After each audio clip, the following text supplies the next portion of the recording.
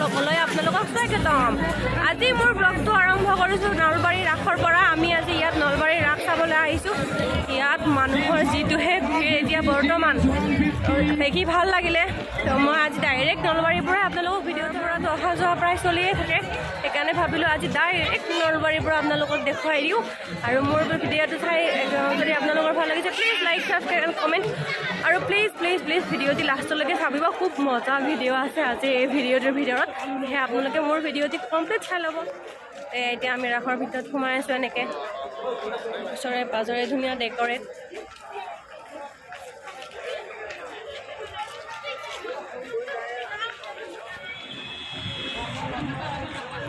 ওচৰতে এনেকুৱাকৈ বৰ ধুনীয়া ৰাধা কৃষ্ণৰ এটা মূৰ্তি সজোৱা হৈছে। সকলোৱে ইয়াক আকৰ্ষণ কৰিছে আৰু সকলোৱে ইয়াৰ পৰা ফটোও লৈছে, আমিও ল'লোঁ। এইটো হৈছে গণেশ মন্দিৰৰ মেইন গেট হয়। এইপিনে আমি এতিয়া সোমাম, যিহেতু আমি গৰ্দন হৈ যোৱা নাই। আমি মানে নলবাৰী গণেশ মন্দিৰতে সোমাইছোঁ আজি। এইটো হয় এণ্ট্ৰি। আমি এনেকৈ সোমাই আছোঁ এতিয়া।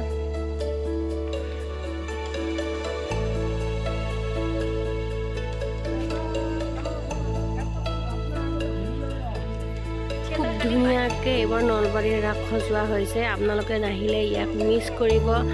বিগত 3 বছৰ কৰোণা মহামাৰীৰ কাৰণে ইয়াক মানে ৰাস পাতিব পৰা নাছিলে, অহা নাছিলে ইয়াতে।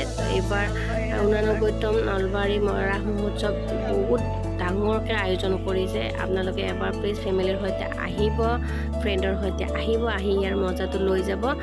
আমি খুব এনজয় কৰিলোঁ। আৰু ৰাস বৰ্তমান চলি আছে। অহাকালিৰ পৰা মানে 14 তাৰিখৰ পৰা থিয়েটাৰবিলাক আৰম্ভ হৈ যাব। তো আপোনালোকে প্লিজ নলবাৰী আহি যাওক ৰাস চাবলৈ এবাৰ।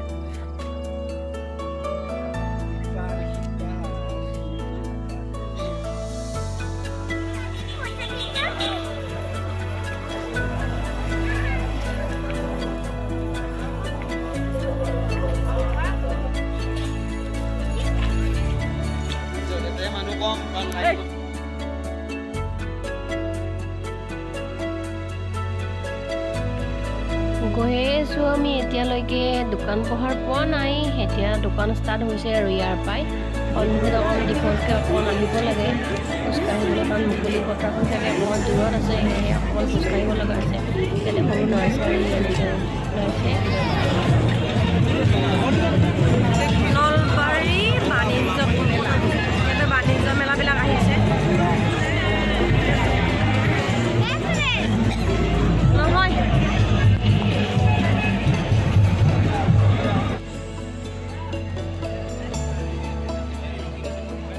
এয়া বাণিজ্য মেলাৰ ভিতৰত বহুত দোকান আহিছে, বহুত দূৰৰ পৰা আহিছে। এইটো কামৰূপ মেট্ৰ'ৰ পৰা আহিছে, বাক্সাৰ পৰা আহিছে, নলবাৰী নিজৰো আছে, তাৰপিছত বৰপেটাৰ আছে।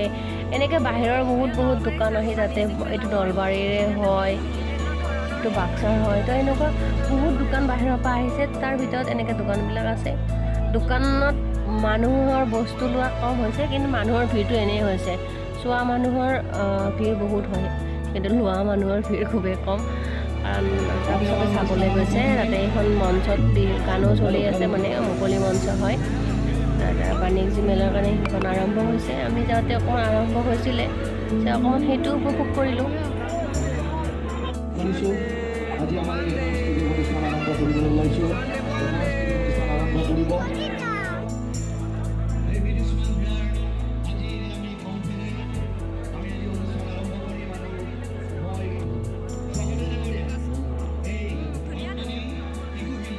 এয়া দোকান ভেৰাইটিজ দোকান আপোনাৰ, কিন্তু তাত গ্ৰাহক নাই। এনেই চোৱাহে গ্ৰাহক এইবিলাক। কোনেও কিন্তু তাৰ পৰা বস্তু লোৱা নেদেখিলোঁ মই। নাজানো পিছত যদি মানুহে লৈছে নাজানো। আমি থকাত কোনো মানুহৰে দেখা নাই। চবেই মানে বেলেগতে ধান্দা বেছি, মানে উঠা চোৱা সেইবিলাকতে, কিন্তু মানুহৰ ভিৰটো খুবেই।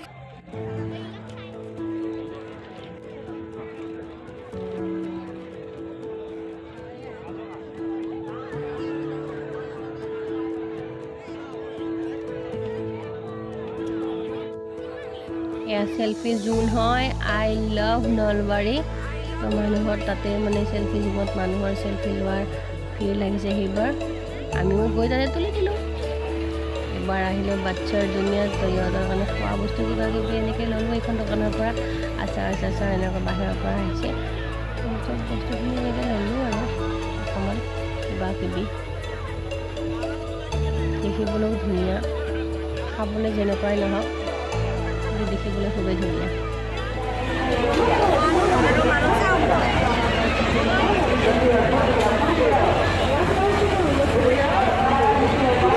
ইমান মানুহ আপোনালোকে ভাবিব নোৱাৰা মানুহ ইয়াত, বস্তু চোৱাতকৈ মানুহ চোৱাই বেছি হৈছে চাগে।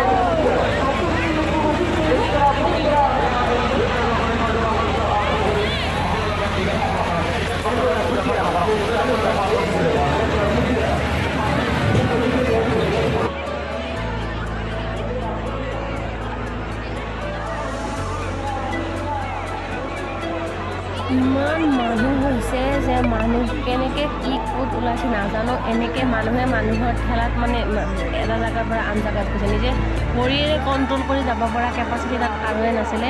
ইমান আমি যোৱাৰ সময়ত ইমান ভিৰ, তাৰ পিছতে অকণমান পিছত ইমান মানুহ হৈছে, মানে অসংখ্যক মানুহ আৰু তাত।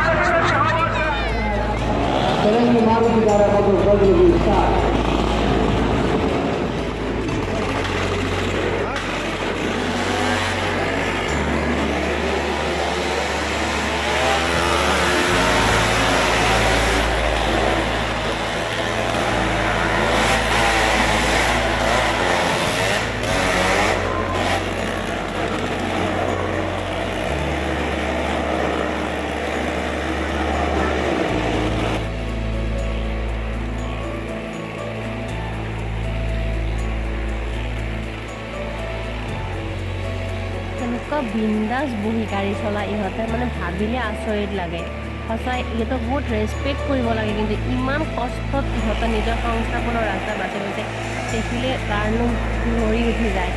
ইমান মানুহক এণ্টাৰটেইনমেণ্ট কৰিবলৈ কাৰণে সিহঁতৰ নিজৰ জীৱনটো মানে দান দিয়াৰ নিচিনা হৈছে।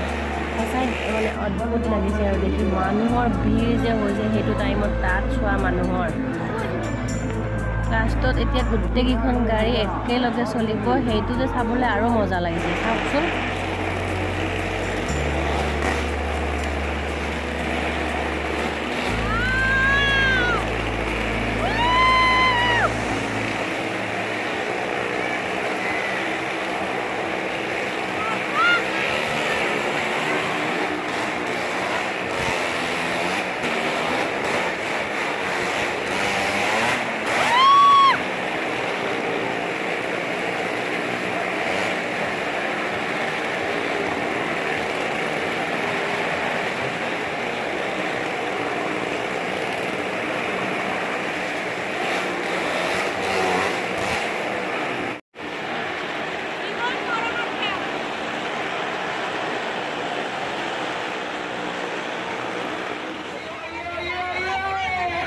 এইবাৰ ইহঁতে মজা লৈছে। আমি ল'লোঁ কিবা কিবি চাই মেলি, এইবাৰ এইটো চলে। এইবাৰ আমি এইটোত উঠিম, আপোনালোকে চাওকচোন বাৰু এইটো কেনেকুৱা মজা ল'লোঁ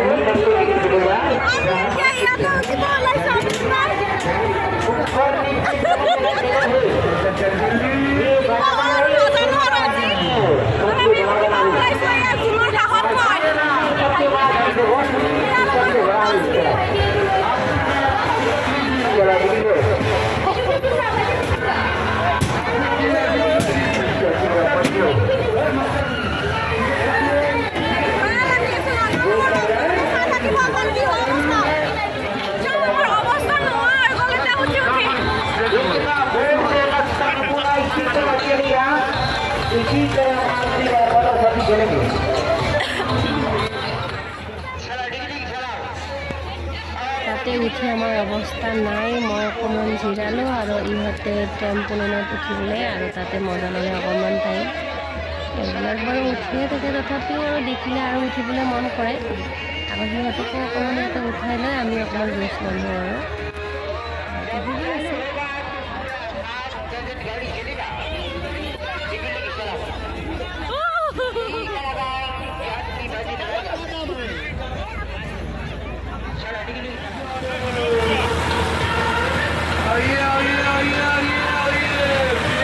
এবাৰ আমাৰ পছন্দ কেন্দ্ৰে মানে সম্পা পুৰি খাওয়া দিয়া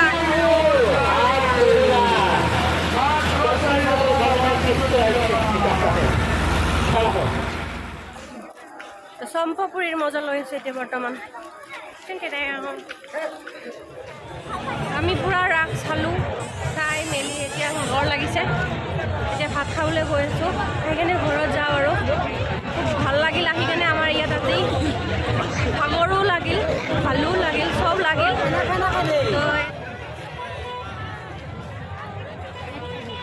ভাগৰি জুগৰি আমি এনেকৈ ৰাসৰ পৰা ওলাই আহিলোঁ। হৰি মন্দিৰৰ ফালে গৈছিলোঁ, তাত ভিডিঅ' কৰিব নোৱাৰিলোঁ মানুহৰ ভিৰৰ ফালৰ কাৰণে। তাৰপৰা আমি এনেকৈ গুচি আহিলোঁ। বাকী যদি যোৱা হয় আকৌ একদিন দেখুৱাব পাৰিম আপোনালোকক।